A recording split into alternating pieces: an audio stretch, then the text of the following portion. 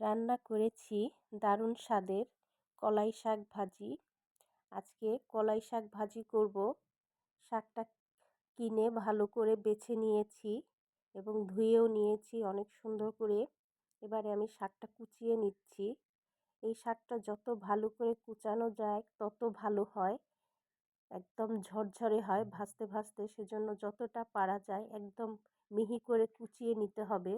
তবে আমি এত ভালো একটা কুচি করতে পারি না বটি দিয়ে, তো যেভাবে পেরেছি সেভাবে করে নিয়েছি পেঁয়াজ রসুন কাঁচামরিচ কেটে। এবারে কড়াইয়ে তেল দিয়ে আমি পেঁয়াজ রসুনটা দিয়ে দিচ্ছি, দিয়ে নেড়ে দিচ্ছি। এবারে দিয়ে দেব কাঁচামরিচ। শাকের মধ্যে একটু পেঁয়াজ রসুনটা বেশি দিলে শাক খেতে ভালো লাগে। তো পেঁয়াজ রসুনটা আমি ভেজে নিব। আর আমি আজকে যেভাবে ভাজি করে দেখাবো কলাই শাকটা খেতে অনেকটা বেশি ভালো লাগবে। আশা করি প্রথম থেকে শেষ পর্যন্ত আপনারা ভিডিওটি দেখবেন। তো পেঁয়াজ রসুনটা আমি ভালো করে ভেজে নিচ্ছি। পেঁয়াজ রসুন ভাজা হয়ে গিয়েছে। এবারও কুচানো শাকটা আমি দিয়ে দিব। আর এই শাকটা যতটা বেশি দেখা যায় চুলায় দিলে পর একদম কমে যায়। দিয়ে দিচ্ছি স্বাদ মতো লবণ আর দিচ্ছি সামান্য পরিমাণে হলুদ দিয়ে ভালো করে নেড়ে দিচ্ছি।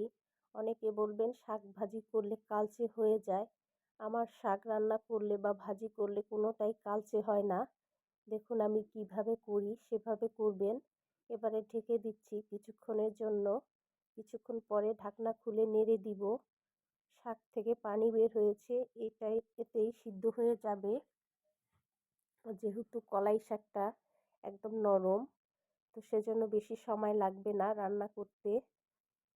তো ভালো করে আমি নেড়ে দিব যাতে নিচে লেগে না যায়। আর রান্না করতে করতে দেখেন শাকটা একেবারে কমে গিয়েছে। দেখতে মনে হয়েছে অনেকগুলো শাক।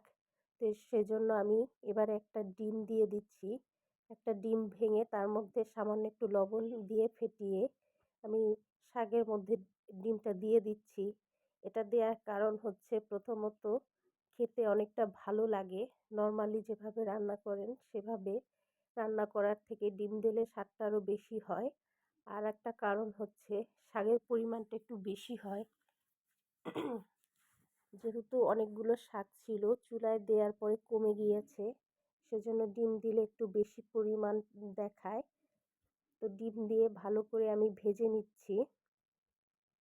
একদম ঝরঝরে হয়ে যাবে ভাজতে ভাজতে। তবে পুড়ে যাতে না যায় সেজন্য বারবার এভাবে নেড়ে চেড়ে দিতে হবে। পুড়ে গেলে শাকের স্বাদ এবং কালার দুটোটাই নষ্ট হয়ে যাবে, সেজন্য বারবার এভাবে নাড়তে হবে। এভাবে নাড়তে নাড়তে যখন ঝরঝরে হয়ে যাবে তখন আমি নামিয়ে ফেলবো। আর দেখেন আমার শাক কিন্তু কালো হয়ে যায়নি, কালারটা একই রকম আছে। এবারে হয়ে গিয়েছে, নামিয়ে নিচ্ছি। তো রান্না হয়ে গেল কলাই শাক ভাজি মজাদার উপায়ে। আশা করি ভিডিওটি আপনাদের কাছে ভালো লেগেছে। ধন্যবাদ সবাইকে, ভালো থাকবেন।